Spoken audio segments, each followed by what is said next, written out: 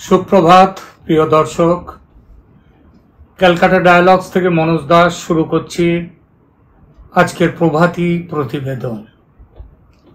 আমাদের সবচেয়ে কাছের প্রতিবেশী বাংলাদেশের সঙ্গে পারস্পরিক সম্পর্ক সম্ভবত ইতিহাসের সবচেয়ে উত্তেজনাপূর্ণ ও কঠিন সন্ধিক্ষণে আজ এসে দাঁড়িয়েছে।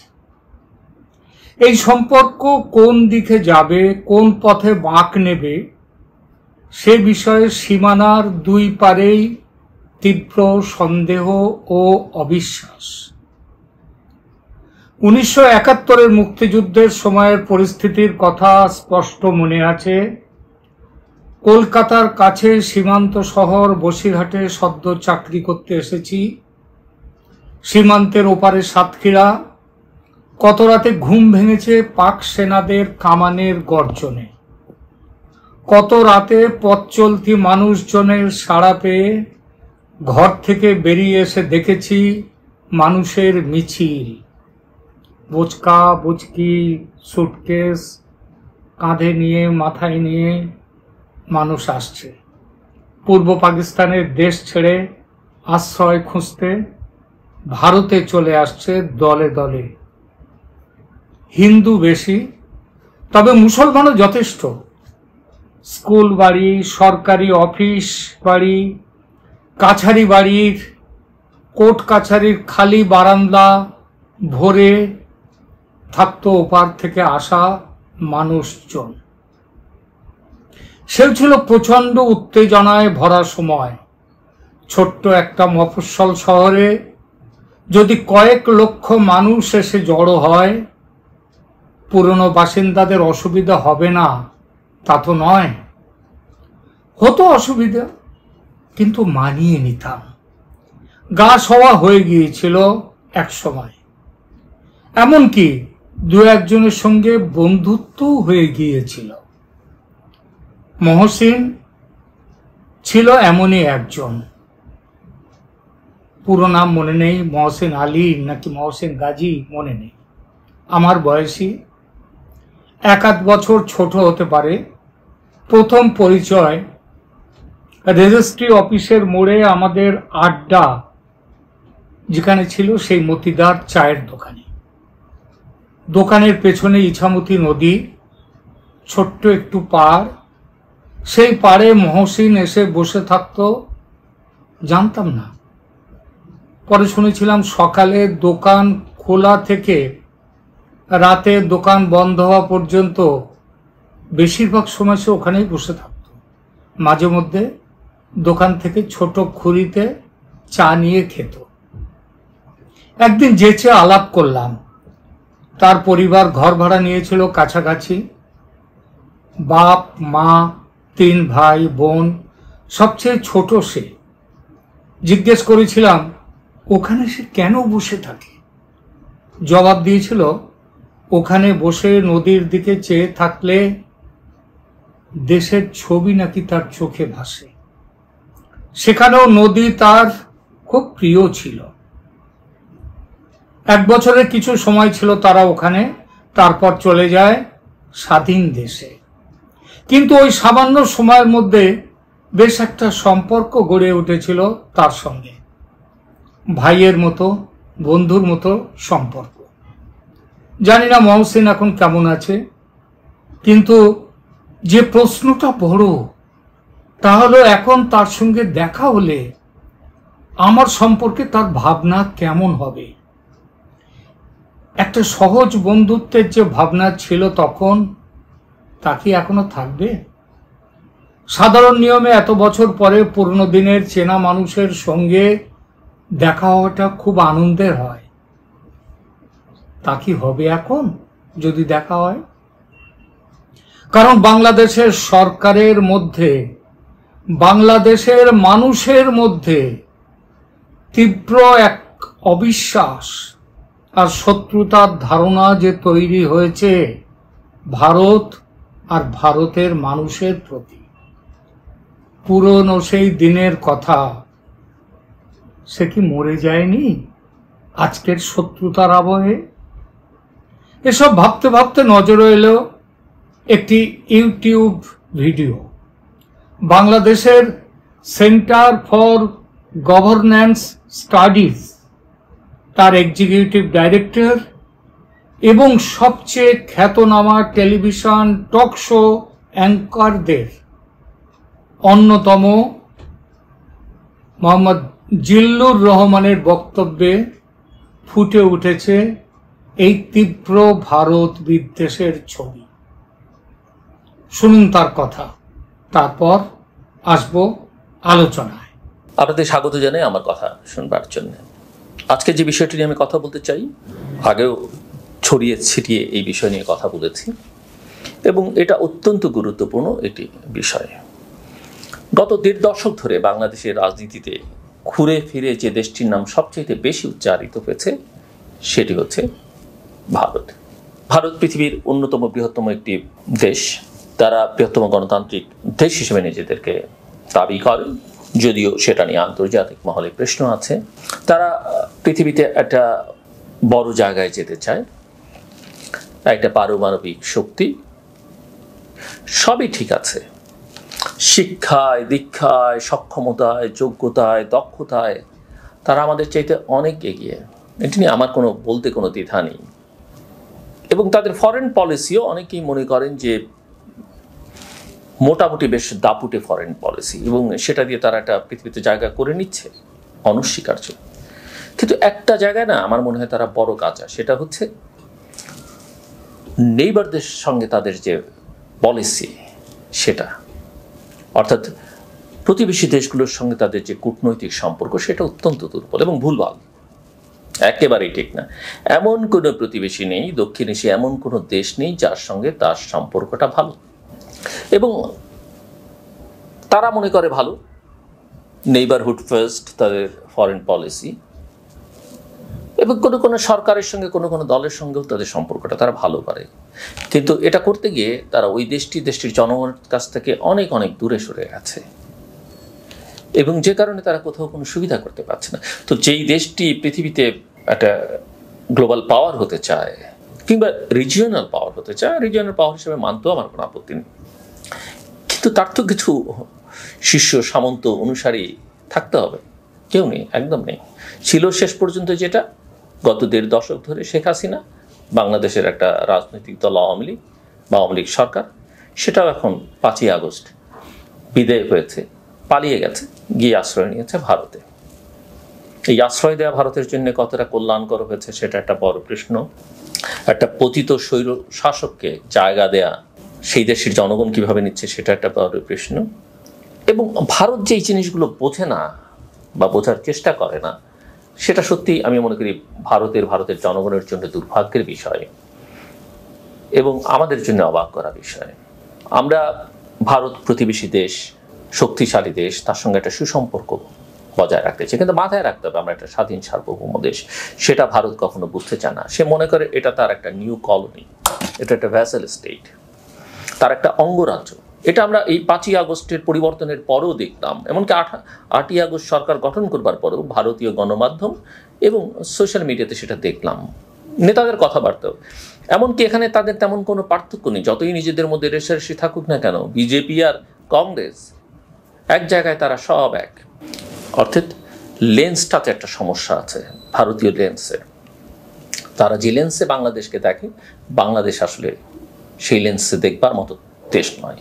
এটা দেখে সুবিধাও হবে না। আপনি আমাকে ক্ষতি করতে পারবেন, ডিস্টেবিলাইজ করতে পারবেন। ওই যে আমাদের সরকার প্রধান বলেছেন না দায়িত্ব নেওয়ার আগেই, যে আপনি আমাকে ডিস্টেবিলাইজ করতে পারেন না, আমি আপনাকে ডিস্টেবিলাইজ করার ক্ষমতা রাখি।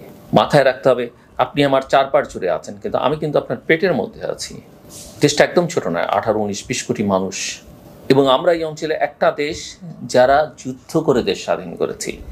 ভারত পাকিস্তানের মতো ওই কাগজে কলমে স্বাধীন হওয়া দেশ না, আমরা সম্মুখ সমরে যুদ্ধ করে স্বাধীন হওয়া দেশ।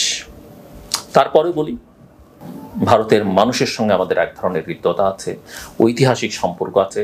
আমাদের জন্য তাদের যে অবদান সেটাকে আমরা স্বীকার করি, কিন্তু যদি সেটা তারা মনে করেন তারা আমাদের ৭১-এ সহায়তা করেছেন আর আমরা বলবো যে তারা আমাদেরকে স্বাধীন করে দিয়েছেন, সেটা না। সহযোগিতা করেছেন, সেখানে যে তাদের স্বার্থ আছে এটা হয়তো আমাদের ভদ্রতার কারণে আমরা বলি না, সেটাও কিন্তু আমাদের মাথায় রাখতে হবে এবং তাদেরও মাথায় রাখতে হবে। তারা আসলে তাদের স্বার্থে আমাদের সহযোগিতা করেছেন, দোষের কিছু নেই, এটা আমাদের মাথায় রাখতে হবে। এখন আসল কথায় আসা যাক। আসল কথাটা হচ্ছে যে শেখ হাসিনার সরকার একটা অবৈধ সরকার, অগণতান্ত্রিক সরকার, ভোটারবিহীন 3টে নির্বাচন করেছে শুধুমাত্র ভারতের উপরে ভর করে, ভারতের আশ্রয় পেয়েছে। আরো কিছু ছোট ছোট রাজনৈতিক দল আছে, বিরোধী দল আছে, যারাও সেটা করেছে। শুনলেন তো, শুনলেন? পুরো অভিযোগগুলো সবগুলো যেন শোনা কথার উপরে, কোনো শক্ত ভিতের উপরে দাঁড়িয়ে নেই। যেসব চুক্তি ভেঙে দেয়া বা পুনর্বিচারের কথা তিনি বললেন, সেসব চুক্তি আছে কিনা বা থাকলে কি আছে কিছুই জানেন না। তবু বলছেন পুনর্বিচার করতে হবে, মানে একটা ধারণা যেন হাসিনা দেশ বেচে দিয়ে গেছে ভারতের কাছে। ভারত যদি ওই দেশ নিত, তাহলে নেয়ার ইচ্ছা থাকতো, তাহলে সেই 1971-এর মুক্তিযুদ্ধের সময়, সেই সময় ভারত অনেক কিছু করে নিতে পারত। ভারত তা করেনি। এটা কেন তাদের মাথায় আসে না, এটা বুঝতে পারি না। শ্রীযুক্ত জিল্লুর রহমানের মতো নলেজেবল পারসন বা জ্ঞানী ব্যক্তি, যাদের সেদেশের মানুষও খুব পণ্ডিত মনে করে, তিনি যদি এমন হাওয়ায় দাঁড়িয়ে কথা বলেন, কাকে কান নিয়ে গেল বলে চিৎকার জুড়ে দেন, তাহলে সাধারণ মানুষ কেন চেঁচাবে না? একটা কথা বললেন, খেয়াল করেছেন যে ওর মধ্যে একটা কথা বললেন যে যদি ওখানকার কোনো জনগোষ্ঠীকে নিয়ে ভারত যদি কোনো রাজনীতি করতে চায়, কোন জনগোষ্ঠীর কথা বললেন? হিন্দুদের কথা। আপনি জানেন না হিন্দুদের উপরে কি অত্যাচার হচ্ছে? সব জানেন তো, তারপরেও এই কথাগুলো বললেন। তারপরেও এইগুলো বললেন যে যদি ভারত সেখানে মাথা দেয় তাহলে কি করবেন, আপনাদের নাকি অনেক মিত্র আছে, তারা নাকি আপনাদের জন্য জান লড়িয়ে দেবেন। নিউটনের 3rd ল, 3য় সূত্র, সেইটা অনুযায়ী বলা হয় যে সমস্ত ক্রিয়ার একটি সমান ও বিপরীত প্রতিক্রিয়া থাকে। Every action has an equal and opposite reaction. এক্ষেত্রে ভারতের মানুষের মনেও ইদানিং প্রতিক্রিয়ার জন্ম হয়েছে। ভারতের মানুষের মনে এই বিশ্বাস ক্রমশ দৃঢ় হয়েছে, অর্থ দিয়ে, আশ্রয় দিয়ে, খাদ্য দিয়ে, এমনকি হাজারো ভারতীয় সেনা জীবন দিয়ে যাদের স্বাধীন করেছে, তারা সব ভুলে গিয়ে আজ শত্রু ভাবছে ভারতকে। এরপরে যদি ভারতের মানুষের মনেও আজ বাংলাদেশ সম্পর্কে এই ভাবনা উঠে এসেছে যে ওরা বিশ্বাসঘাতক, সুতরাং ওদের শিক্ষা দিতে হবে। বলা বাহুল্য, দু দেশের মানুষের মধ্যে পরস্পরের বিরুদ্ধে এই মনোভাব, এটা কিন্তু কারো ভালো করবে না। বাংলাদেশের ভালো যেমন করবে না, তেমন ভারতেরও ভালো করবে না। ভারত বড় দেশ, উন্নত দেশ, শক্তিশালী দেশ, তার হয়তো ক্ষতি কম হবে, তবে একেবারে যে ক্ষতি হবে না তা নয়। তফাৎ এটুকু যে বাংলাদেশ সেই ক্ষতির ধাক্কায় শুয়ে পড়বে, আর ভারত যে গতিতে এগিয়ে যাচ্ছে সেই গতি কিছুটা কমে যাবে। যত তাড়াতাড়ি অর্থনীতির মানদণ্ডে 5 নম্বর থেকে 3 নম্বরে উঠে আসার পরিকল্পনা ভারতের আছে, সেটা নাও হতে পারে, তবে নিশ্চিতভাবে সেই ক্ষতি সহ্য করার ক্ষমতা ভারত ও ভারতের মানুষের আছে। কিন্তু বাংলাদেশের মানুষের পক্ষে সেই মার সহ্য করা খুব কঠিন হবে। আমরা দেখেছি তারা কি করতে পারেন? ভারতের নানা রকম সন্ত্রাসবাদী কাজকর্ম যেগুলো উত্তর পূর্ব ভারতে যেগুলো চলছিল শেখ হাসিনার সময়ে আসার পর, সেটা অনেক কমে গেছে। আবার যতদিন খালেদা জিয়ার সরকার ছিল, আপনাদের মনে আছে, চট্টগ্রাম থেকে 10 ট্রাক ভর্তি অস্ত্র চলে আসছিল পরেশ বড়ুয়ার মারফত উত্তর পূর্ব ভারতে, সেখানে সন্ত্রাসবাদী কাজকর্মে মদত দেওয়ার জন্যে। সেই মদতের প্রত্যক্ষ সাহায্য ছিল তৎকালীন খালেদা জিয়া সরকারের।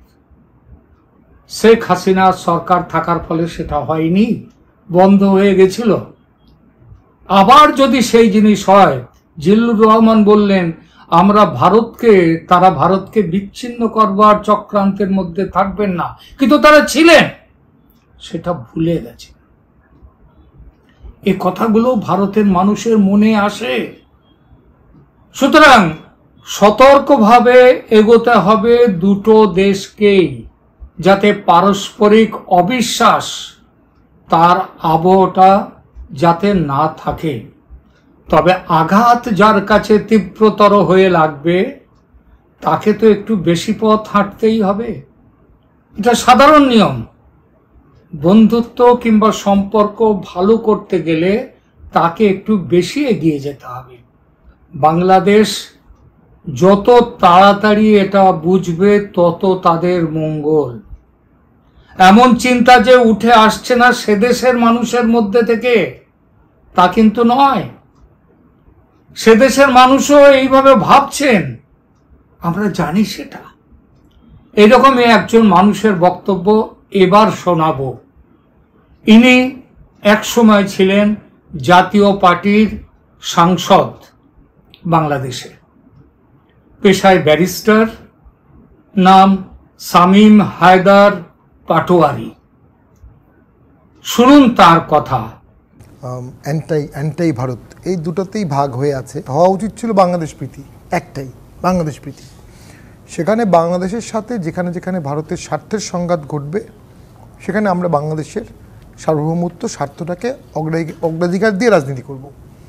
এই বিষয়ে একটা ঐক্যমত হওয়া উচিত ছিল, কিন্তু কখনো হয়নি। পানির ক্ষেত্রে হয়নি। তিস্তার পানি মমতা ব্যানার্জির বাধার কারণে আমরা পাইনি।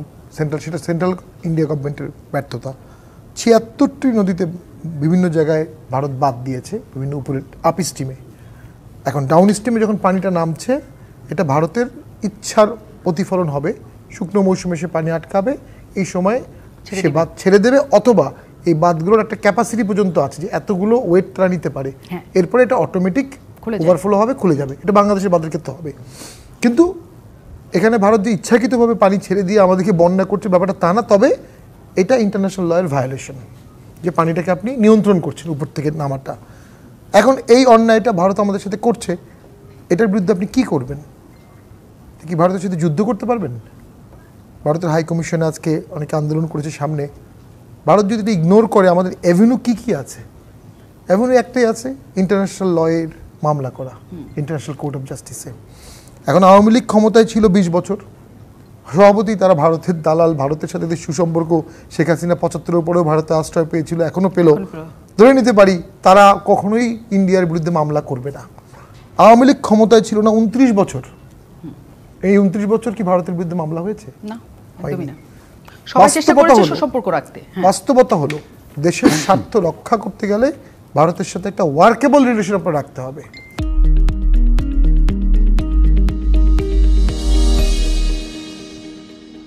সেই ওয়ার্কেবল রিলেশনটার ক্ষেত্রে আমি খুব খোলামেলাই বলি, আমি অনেকগুলো হসপিটালে গিয়েছি এবং খবর নিচ্ছি। অসংখ্য শিক্ষার্থী আহত হয়ে আছেন। এখানে নাজমুল হাসান আছে, আমি ওনাকে অভিনন্দন জানাই, ওনার মাধ্যমে সবাইকে অভিনন্দন জানাই যে অসাধারণ একটা আত্মত্যাগ তারা করেছে। কত শত ছাত্র চোখ হারিয়ে ফেলেছে এবং চোখের রেটিনাতে গুলি লেগেছে। বাংলাদেশে এই ধরনের চিকিৎসার কোনো অপশনই নাই। সিঙ্গাপুর, ব্যাংকক অথবা ইন্ডিয়া। ওই ফ্যামিলি কি ব্যাংকক, সিঙ্গাপুর মানে অ্যাফোর্ড করতে পারবে? সরকার টাকা দিবে বলেছে, তো আমি খুব ব্যর্থহীন কণ্ঠে বলবো অনেক দেরি করে ফেলেছে। অলরেডি 20 দিন হয়ে গেছে। আমার জানা মতে সরকার এদের কাছে এখনও অর্থ পৌঁছাতে পারে নাই। তো এখন যদি ভারতের বাংলাদেশের মানুষের প্রতি ভালোবাসা থাকে, ভারতের বিরুদ্ধে একটা অভিযোগ হচ্ছে তাদের ভালোবাসাটা একটা দলের প্রতি, একটা মানুষের প্রতি, এটাও ঠিক না। তাদের বাংলাদেশের মানুষের প্রতি সম্পর্ক করতে হবে। ভারতের উচিত এই ছাত্রদের জন্য স্পেশাল একটা অফার দেওয়া, যে আমরা তোমাদেরকে ট্রিটমেন্ট করাবো ফ্রি অফ কস্ট অথবা মিনিমাম কস্ট, অথবা ভিসা দেব। ভারত যদি ভিসা না দেয়, আমাদের 20 লক্ষ লোকের মতো প্রতি বছর ভারতের চিকিৎসায় যায়। আমরা হ্যাঁ, আমরা চাইলেও খুব দ্রুত এদের চিকিৎসার ব্যবস্থা করতে পারবো না, কারণ এটা একটা ধাপে ধাপে করতে হবে। অ্যাটলিস্ট 2-3 বছর 5 বছর সময় লাগবে। তাহলে এই 2-3 বছর যারা পাইপলাইন চিকিৎসা আছে, কেমো 3টা দিয়েছে, আরও 3টা দিবে, হার্ট ফলো আপ লাগবে, অপারেশন করতে হবে, তাদের কি করব আমরা? সো ভারতের সাথে একটা ওয়ার্কেবল রিলেশন রাখতে হবে দেশের সাথে। এটা কোনো ভারতের দালালি না, এটা বাংলাদেশের মানুষের দালালি, বাংলাদেশের দালালি। কারণ প্রতিবেশী হিসেবে আমরা অনেক কিছুর সাথে তাদের সাথে সম্পৃক্ত। যা শেষ করে দিই, শেখ হাসিনাকে আশ্রয় দেওয়ার ব্যাপারে কিন্তু ভারতের সব দল একমত হয়েছে, তারা মিটিং করে বসেছে। এত বড় একটা ক্রিটিক্যাল ইস্যুতে বিরোধী দল কিন্তু এটাকে কোনো অপরচুনিটি হিসেবে নেয়নি। বাংলাদেশে ভারতের সাথে কিভাবে হ্যান্ডেল করতে হবে এটার বিষয়ে আমাদের একটা কনসেন্সাসে আসতে হবে। যখন আমরা একমত হব তখনই আমরা ভারতকে হ্যান্ডেল করতে পারবো। যখন আমরা বিভাজিত থাকবো তখন আমরা ভারতের মতো আমাদের একটা নাইবারিং কান্ট্রিকে, এত বড় দেশকে আমরা হ্যান্ডেল করতে পারবো না। বলা হয়ে থাকে বাংলাদেশ ল্যান্ডলকড, বাংলাদেশ ল্যান্ডলক না, বাংলাদেশ ইন্ডিয়া লকড। আর কোনো দেশের সাথে আমাদের কোনো বর্ডার নাই, মায়ানমারের সাথে আমাদের বন্ধু সম্পর্ক নাই। ভুলটা তো 47 হয়েছে। 47 এমনভাবে ভাগ করা হয়েছে যে বাংলাদেশের ইন্ডিয়ার সাথে সুসম্পর্ক রাখা ছাড়া প্র্যাকটিক্যালি খুব বেশি বিকল্প নাই। আমাদের যদি তখনই ম্যাপটা করা হতো, চায়নার সাথে আমাদের বর্ডার থাকতো, পাকিস্তানের সাথে ডাইরেক্ট থাকতো, চিকেন নেক দিয়ে ওদিকে চলে যেতে পারতাম, সেটা করা হয়নি। এখন ইতিহাসের কাঁটা তো আমরা ঘোরাতে পারবো না, যেটা আছে সেটার ভিত্তিতেই মর্যাদাপূর্ণ একটি সম্পর্ক ভারতের সাথে আমাদের করতে হবে। শুনলেন তো, এমন বাস্তববাদী এবং যুক্তিবাদী মানুষ যত বাড়বে সংখ্যায়, শুধু বাংলাদেশে নয়, বাংলাদেশেও এই বাস্তববাদী এবং যুক্তিবাদী যারা সহমর্মিতার মন নিয়ে বাংলাদেশকে দেখবেন, আবার বাংলাদেশও যখন সহমর্মিতার মন নিয়ে ভারতের দিকে দেখবে, এই রকম যুক্তিবাদী মানুষ যত আসবেন দুদেশে, তত মঙ্গল দুদেশের মানুষের। আমি ব্যক্তিগতভাবে মনে করি যে সমস্যার অন্ধকার আজ ঘনিয়ে এসেছে দুটি দেশের মধ্যে, তা ঠিক কেটে যাবে। আপনি কি মনে করেন দর্শক? কমেন্ট বক্সে লিখুন আপনার মনের কথা। এখানেই শেষ করছি।